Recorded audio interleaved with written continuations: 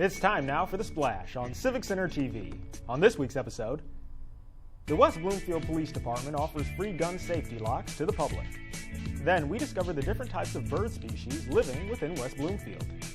And later, we talk with a number of cancer survivors at this year's Relay for Life. The Splash is a production of Civic Center TV. We're a news magazine that covers everything, from local news to feature stories, all so that we can bring you the latest from the greater West Bloomfield area. And now, let's dive into The Splash.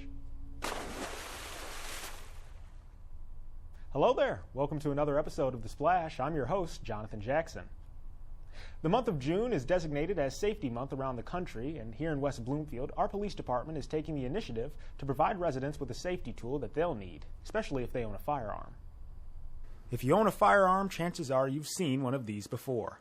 But if not, stop what you're doing right now and head to your nearest police station to pick one up, especially if you live here within West Bloomfield. Many, if not most, new firearms, when they're sold or bought, that they come with a gun safety lock. They're required as a matter of law to have that with them. But over time, transactions of firearms may not always include the transfer of that gun safety lock, or it might get lost. Here, that's why we provide them. For people that don't have them, never had them, maybe an additional one, that we provide them free of charge to make it simple. We want people to sit back and consider what their individual circumstances are in their homes.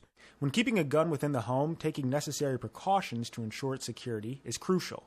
However, in West Bloomfield alone, 3 student suicides have occurred within the last year, all of them committed with firearms found within the home. Every time you see really an unfortunate situation come up in any community, and you see them almost on a nightly basis on the news somewhere here in the United States, and even here locally, where a young person got access to a firearm. It wasn't locked up as well as it could have been or should have been. And so with a gun safety lock, that adds one measure of safety adding to that. And with the new initiative this year, we partner with a number of local retailers to encourage people to even consider gun safes.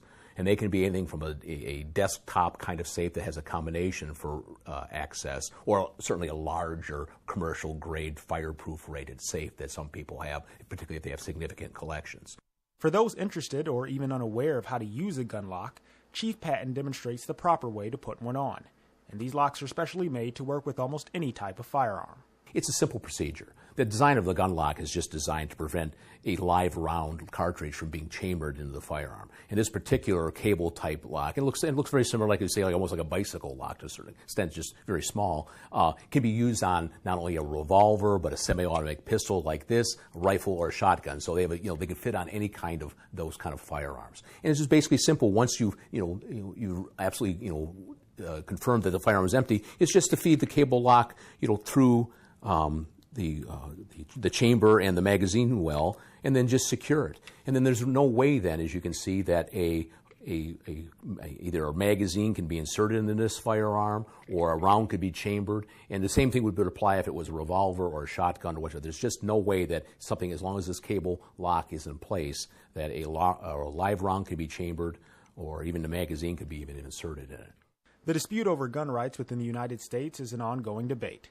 But as Chief Patton explains, the decision over whether or not to use a gun lock is not a rights issue, but a safety one. I'd like to think that we can all get a relatively strong consensus on firearm safety. There are some people that push back about the mandates to have the locks included with the firearms or what they really can contribute, and I need access to it right away. I have an appreciation for that, okay? But you have to really reasonably consider what the issues are. For The Splash, I'm Jonathan Jackson. My thanks again to Chief Patton for helping us to demonstrate proper gun lock safety. And remember, if you're a West Bloomfield resident, you can pick up one of those locks for free at the police department here. Or if you'd like more information, you can visit lockitupoakland.com and find other locations throughout the area. Here in West Bloomfield, we have many different species of birds, particularly throughout our lakes. Even our city logo features the great blue heron. But what most residents might not know is that we have many bird predator species lurking around us. Have you ever seen a hawk, a falcon, or an owl live? These are majestic predators of the sky, and here at the Recreation Activity Center in West Bloomfield, we're going to show them to you live. You can get up close to them and maybe make it a little personal too. Join us.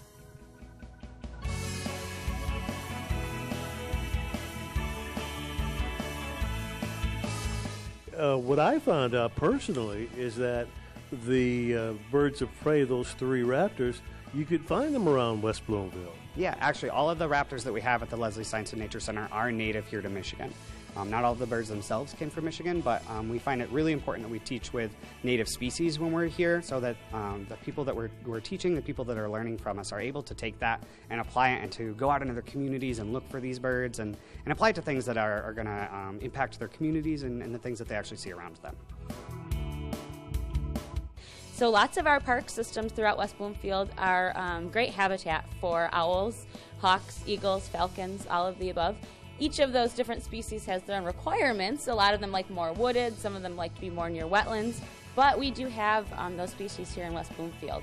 In fact, right here behind our Civic Center complex, I've seen a great horned owl come out during the day, and that was right behind our building here, right next to you guys on Civic Center TV too. So we know we have owls and other raptors, birds of prey here. What did you find most interesting about the show? Who was your favorite bird that you saw? Well, what I found most interesting about it was actually when we got to see the birds. And my favorite, and the favorite bird that we saw today was the horned owl. 12 of our 13 raptors were injured, and we call them injured non-releasable. So that means that they sustained injuries, they went through rehabilitation and failed that rehabilitation, so they're no longer able to take care of themselves out in the wild. So what we do is we take care of them, and in exchange they become teachers with us. Fascinating information from the West Bloomfield Parks and Recreation. As they've shown us, we do have three raptors that usually fly around the West Bloomfield area. These are predators: the hawk, the falcon, and the owl. Thank you to Zach and the folks over at the Leslie Center in Ann Arbor for putting on this presentation, and thank you to Lauren Azuri for showing it to us and bringing it to us. And we can't wait for the next one. The people of West Bloomfield now have a lot more knowledge about the great predators of the sky. For The Splash, I'm George Moore. Thanks, George. You know, it's always fun to learn about the diverse and interesting animal species living here within West Bloomfield. And if you'd like to see even more of those raptor birds, then you can visit civiccentertv.com/hunters of the sky. Coming up, this year's Relay for Life featured one of the largest turnouts of cancer survivors and participants in West Bloomfield's history. And later, George Moore has a special end of the school year edition of Sidewalk Talk right after this. Don't go away. You're watching The Splash on Civic Center TV. Civic Center TV celebrates our region's natural beauty, proud history, tremendous accomplishments, and more with Another Angle, a series featuring a unique bird's-eye view of our area's landscape. Watch Another Angle on Civic Center TV, television that's close to home. Civic Center TV has gone social. Now it's easier than ever to watch, save, like, and share our videos online. See what's happening in your neighborhood, on the streets, and on the web at civiccentertv.com. Be a part of the conversation and get involved. We would love to hear from you. For links to our social media pages, visit us at our website or find us on Facebook, Twitter, and YouTube. Civic Center TV, television that's close to home. The best way to know when shows debut on Civic Center TV is to become a member. It's absolutely free. We'll send you a regular newsletter with all the latest updates. Just go to civiccentertv.com and click the Members tab. Civic Center TV, television that's close to home. And now, back to The Splash on Civic Center TV. Welcome back to The Splash. I'm your host, Jonathan Jackson. Our next story comes to us from West Bloomfield High School, where an overwhelming number of residents participated in this year's Relay for Life event. But more uplifting than ever was the number of cancer survivors that were there to support one another.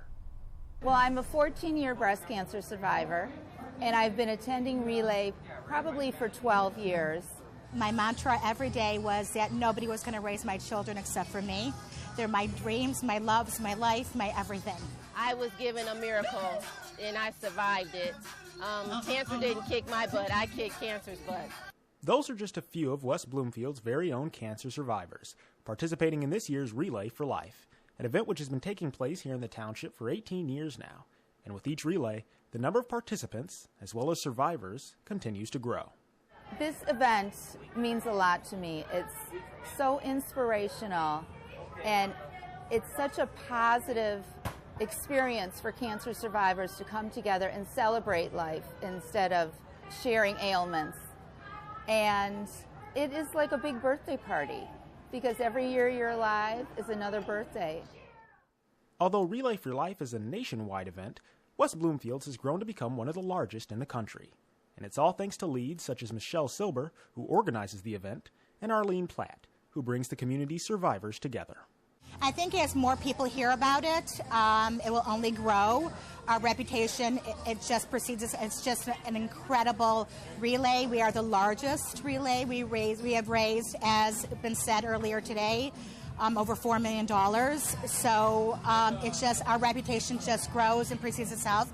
That's just an inspiration to us to only work harder and to improve every single year. First-time participant but long-time survivor Cynthia Wheeler was not only happy to be there, but also proud to represent her team, the West Bloomfield Fit Body Boot Camp. I love West Bloomfield. West Bloomfield, there's so many opportunities out here for us versus we came from Detroit, and it's just so many opportunities. The American Cancer Society is there for us, and Michelle has just been totally awesome welcoming us to the West Bloomfield Relay. This is our first year here, and just to see all the teams and all the entertainment and just the interaction between all the other teams and the event team, we'll be back next year for sure. Almost everyone knows someone who's either gone through or experienced the pain that cancer can bring. But through events such as this, the people here in West Bloomfield have a system of support to not have to endure it alone.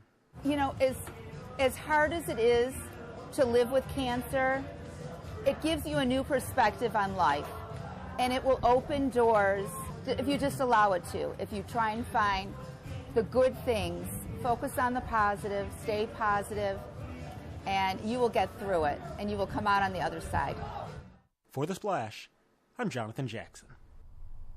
It's great to see events like that are only growing here in West Bloomfield. And if you'd like to see more from this year's relay, then you can visit civiccentertv.com/2016 Relay for Life. We now move on to one of our Splash segments, Sidewalk Talk, where reporter George Moore talks with people in the greater West Bloomfield community. On this special edition of Sidewalk Talk, we're asking the question of West Bloomfield parents, what is it like to raise an elementary school student? We're here at Chico Elementary School to get the answer to those questions. Join us. What is it like to be a parent and grandparent of an elementary school student? It's very hard because you're going through that and more from when your kids were coming up. And it's like a whole new ball game because it's a different era and these kids are extremely different than they were. They know a lot more. They think they know a lot more. It's amazing watching kids grow. Each year you learn different things about them depending on, what they're learning in school, what they're learning amongst the peer groups that they participate in. And it's always something new. It's really never the same. So every day is just a different experience. Being a parent to me means sacrificing. It means love, respect, admiration, having fun, and, of course it comes with its challenges, but I love it. I wouldn't trade it for anything in the world. It's a lot of work. They have a lot of activities to go to, so we have to balance our work schedules as well as their schedules and get them to where they need to be on time and things of that nature. You have to speak to them often because they're learning things at an exponential rate socially and in school. So communication is huge. It's quite interesting to be a parent of a son. His name is Tyler, and he's quite active here at the school. And I just try to be a role model for him to teach him how to respect others. Yes, I'm tired, but I keep pushing because the results of their foundation is most important to me. Just to see them walk across the stage and then maybe possibly become the teachers, the doctors, and as well as the lawyers of Michigan. I think a parent's biggest job is being totally in that child's life. You know, showing him, guiding her, him, you know, being a good role model, because it all starts at home. And if you don't start it at home, then you got a problem. Thank you to Shaco Elementary for allowing us to be here. Thank you to the West Bloomfield parents for sharing their insights on how to raise a child today. Now, off to summer vacation. For The Splash, I'm George Moore. Sidewalk Talk. Thank you, George. We hope you all enjoyed our special end of the school year edition of Sidewalk Talk. And if you'd like to see other episodes, then check out civiccentertv.com/Sidewalk Talk. Time now for a Civic Center event update. And to stay up to date on all the following current events, you can visit civiccentertv.com/events. With that being said, let's get started. The West Bloomfield Film Discussion Series continues on this month with the movie Raging Bull, a compelling drama on the emotional and at times self-destructive life of a boxer. Now, this discussion is, of course, facilitated by Dr. Tara Hayes from Oakland University and will take place on June 13th at 7 p.m. Be sure to watch the movie ahead of time as well in order to participate. The summer reading kickoff returns to the West Bloomfield Public Library, where kids can exercise their minds and bodies all in the same day. There will be numerous events to take part in, such as miniature golf, face painting, human hamster balls, and a bounce house, along with an obstacle course. It all starts on Saturday, June 18th at 10 a.m. and is free to the public. And since you'll be at the library, don't forget to check out some books while you're there too. The City of Orchard Lake is hosting a home repair and improvement seminar on June 22nd at 6 p.m. The Michigan Department of Attorney will be presenting in order to help residents identify signs of home repair scams, recognize red flags with contractors, and learn to navigate the home repair process. Come on out and learn how to keep your home and wallet safe during this development. At the Berman Center for the Performing Arts, the West Bloomfield Police Foundation will be holding their Concert for a Cause in partnership with West Bloomfield Parks and Recreation. The event starts at 6:30 p.m. on June 23rd and will feature Steve Acho, along with a special appearance by Karen Newman, Kyle Johnson, and a surprise local celebrity. The cost is $42 per person, and to register, you can visit theberman.org or call their office directly. Blessings in a Backpack brings Cirque Among Us back to West Bloomfield, so join in for a fun-filled day for all ages. The event, which is run entirely by volunteers, is dedicated to delivering bags of food to each elementary school in time for it to go home every Friday. In order to participate, just contact Catherine Chico or come on out on June 25th, any time of the day, to help everyone bag up food items. Remember, hunger doesn't take a break over the weekend, so neither should you. So please donate to this wonderful cause. The Sylvan Lake Home and Garden Tour is coming up on June 25th at 10 a.m. This is a self-guided community-wide event with maps already provided and the option to take the tour at your own pace. You can drive, walk, bike, or ride their courtesy vans throughout a total of 7 homes. All proceeds from this event will benefit Sylvan Lake Parks and Community Center, and tickets are only $15 on tour day or $12 in advance, but you have to purchase them online now. And lastly, this special announcement from the township stating that the nonprofit organization Fund for the Public Interest will be in the West Bloomfield area conducting door-to-door canvassing for the purpose of educating and conducting a membership drive. This is on behalf of the Fund for the Public Interest and Environment Michigan's efforts to stop the decline of the global bee population, beginning at the end of June and running through August 1st. Canvassing will be between the hours of 3:30 p.m. and 8:30 p.m. Monday through Friday, and infrequently on Saturdays. Well, there you have it, but if you're looking to find more events going on in your neighborhood, then be sure to follow us at civiccentertv.com/events and look up our events calendar. And as always, you can stay tuned right here for more information on everything going on in the greater West Bloomfield area. Now it's time for a break, but when we come back, I'll be sitting down with Channel 7 reporter and Sylvan Lake resident Shelley Childers. You are watching The Splash on Civic Center TV. Be sure to catch live coverage of Lakers sports, up-to-date information on local events, and of course, non-stop music on 89.3 WBLD, the all-new Lakes FM. I'm Kelly Waterfall for Civic Center TV. All around West Bloomfield, people are saying there's great, if not totally compelling programming on Civic Center TV. What's the best way to know when our newest shows debut? Become a member. It's absolutely free. We'll send you a regular newsletter with all the latest updates. Just go to civiccentertv.com and click the Members tab. Civic Center TV, television that's close to home. For years, Civic Center TV has been bringing you live coverage of local municipal meetings. The meetings are now available on demand at civiccentertv.com/meetings, or watch the meetings again the following day on Civic Center TV, television that's close to home. And now, back to The Splash on Civic Center TV. Welcome back to The Splash, everyone. I'm Jonathan Jackson, and my guest on the show this week is Channel 7 reporter Shelley Childers, who actually just recently moved to the area here in Sylvan Lake. So I'd like to start off by saying thank you for being here, and also welcome, Shelley. Of course, and thank you. So tell me a little bit about what you do over at WXYZ. You are a morning reporter, correct? Yes, morning show reporter, so up overnight for the graveyard shift. We get in, I get the assignment, and I'm immediately at a live scene, whether it was an overnight traffic accident, a fire, typically it's shootings. Sometimes we get to report on good news, so that helps. But you're always in the action. You're out there early in the morning, 3:30 you said. I mean, that's most folks, well, of course, are still asleep. Yeah. So Yeah, still asleep. Sometimes it's very cold, it's pitch black.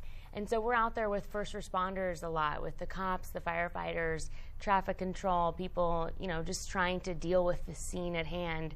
So a lot of times we're in the thick of it with those first responders. Wow. And now how long have you been doing that? For the past couple months now, right? Yeah, I started with Channel 7 in January, so going on 7 years. But I started back in 2009 in West Texas. Ooh, that's quite a far away, yeah. It was a big change. Yeah. Now, did you grow up in Texas, or are you, okay. Yeah, born and raised in Houston. Randomly decided one day I want to go to college at Michigan State. Came all the way out here. Yeah, my parents said, you're crazy, but okay, have fun in the snow. Yeah, that's right. We do have a lot of that up Yeah. here. Yeah. But in Texas, you got your start there, right? What did you report on while you were there? So I started in West Texas, and it's oil field, football country. So when I was there, we went through the oil boom of 2010 through 2012, and we dealt with housing issues and just everything from a small town having this influx of money. And so there were some pretty cool stories there, some pretty crazy stories with people. There wasn't enough housing. Then teachers couldn't afford the housing because housing prices spiked so much because these oil field workers were making so much more money than everybody else.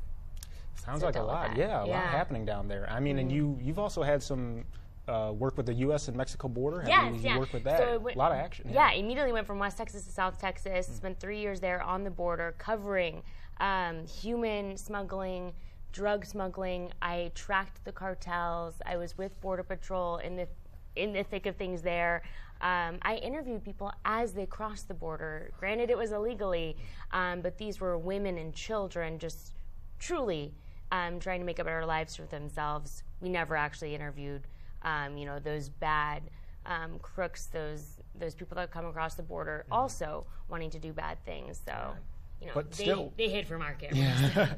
but once again, you were in the thick of things. You're in an intense setting, and when you were there and now up here, morning reporter, you're still doing a lot of intense investigative journalism, which is very good. That's what being a TV reporter is all about. We have to get out there. We have to meet people. We have to be on the streets where the action is happening so that we can get those stories and find the real stories and bring them back home, and for our viewers to know what's happening out there, who's behind the story. It's not just about the mayor or the city council making official decisions, or the state legislature in Lansing. It's about the people on the street that are impacted by those decisions and what they're doing. Exactly. And speaking of home, or the people here, you are, like I said earlier, resident of Sylvan Lake. How long has that been? How long have you been here, by the way? Yeah. So moved up here in January with my husband, loaded up our dog, our 2 cats, the zoo. Immediately moved into my in-laws' home. So my husband is born and raised in Sylvan Lake. Okay. So this was a homecoming for him. Wow, and that's awesome. Kind of for me too, since I went to Michigan State. And so we're very excited to be back.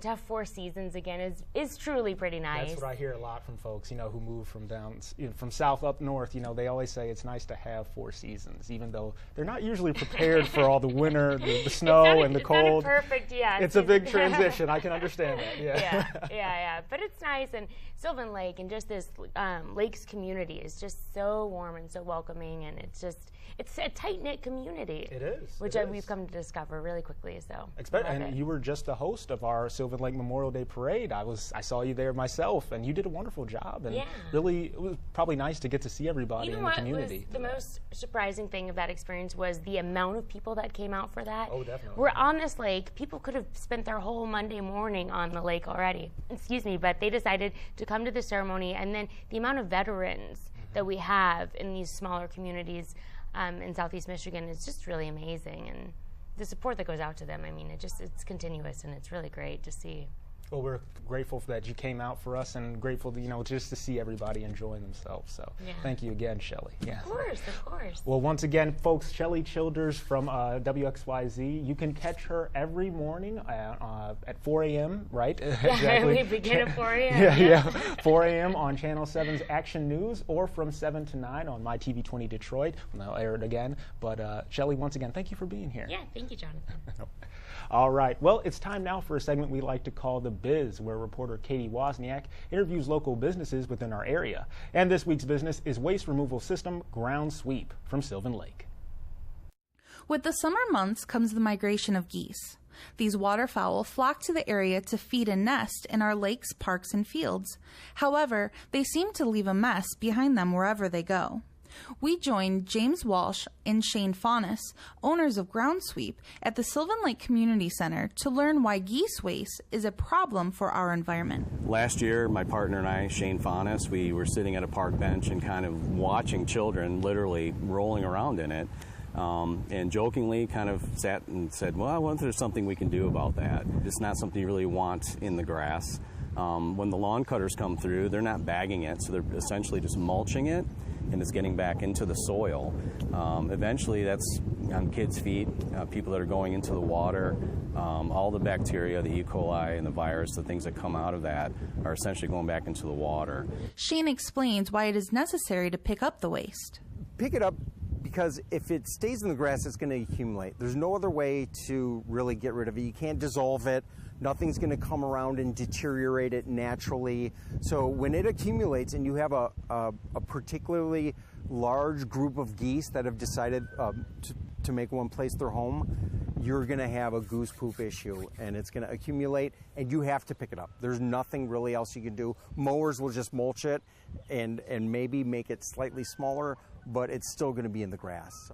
While the geese waste is not only messy and inconvenient, it is unhealthy as well. There can be a health risk. You don't read a whole lot about a situation where people become, deathly ill, but, young children, especially the elderly, are susceptible. You can't really get sick just being around, geese waste. It would have to be ingested or inhaled. A big issue is beach closings, right? So anytime a beach closes, it's because bacteria levels have gotten way too high for safety purposes. And that's when you would see a health risk, because now you're in the water, bacteria levels are way too high, and it's contacting your skin directly. James and Shane have found an easy way to pick up the waste that improves our environment. We basically brought together tools to help do this job, and we found a company that has a turf sweeper. It's about a 6-foot wide piece of equipment. It's chain driven. It has a nylon brush that counter sweeps the turf, so it's not a vacuum, but it sweeps all of the debris. So anything that's in your turf that's undesirable, that's near water, this machine will actually take it out. So it's pulled with an ATV, and we can quickly kind of work through acreage or areas and maneuver around park benches and things like that. There is nothing more frustrating than trying to enjoy a nice day outside and having to be cautious of where you step. And keeping our community clean is an added benefit. Thanks, Katie. And if you'd like to see even more biz segments just like this one, then check out civiccentertv.com/thebiz. We now turn to our other segment here on The Splash, our Person of the Week, where we acknowledge an individual within the community who is either helping or inspiring others. And this week's recipient is Jason Johnson, whom we met in Sylvan Lake. This is Jason Johnson. He's the founder of Project Canine Hero, a nonprofit organization that helps raise funds and donations for retired canine unit dogs. For many years, Jason served as an explosive detection canine handler overseas in Iraq and Afghanistan for the U.S. Department of State and Diplomatic Security. He then went on to become a canine trainer and course developer for the ATF. But he now works as a field canine coordinator, mentoring federal and law enforcement canine teams throughout Michigan and the United States. However, Jason started Project Canine Hero all because of this dog right here, Canine Flash. You see, Flash was a narcotics detection canine in the state of Washington. With over 3,000 deployments and over 2,200 finds, she was one of the best Jason had ever seen. But when she had to retire from the city police department, Flash's health and benefits were no longer considered. So Jason started Project Canine Hero, and through his organization, Flash not only found a home with him, but also the security she needed to live a long life. And that's Jason's goal for all canine units, to provide them with the care and benefits that they so rightly deserve, which is why he deserves our Person of the Week. If you or someone you know is providing a service to their community, then let us know by sending an email to The Splash at civiccentertv.com.